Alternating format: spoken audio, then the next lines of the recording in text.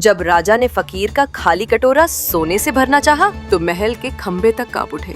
सुल्तान कबीर शाह के पास सब कुछ था, दौलत, ताकत, शान, लेकिन दिल का सुकून नहीं। एक दिन एक फकीर दरबार में आया, फटे कपड़े लेकिन आंखों में रोशनी। राजा हंसा, बोलो क्या चाहिए? फकीर ने खाली कटोरा आगे बढ़ाया, इसे भर दो।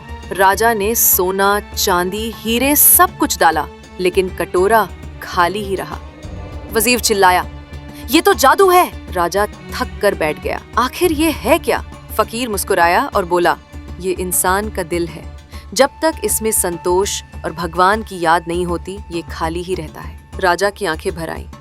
उसने अपना ताज उतारा और कहा, मुझे वो दौलत दे दो जो तुम्हारे दिल में है। सीख, जिस दिल में खुदा या भगवान की याद हो, वो फकीर होकर भी राजा होता है।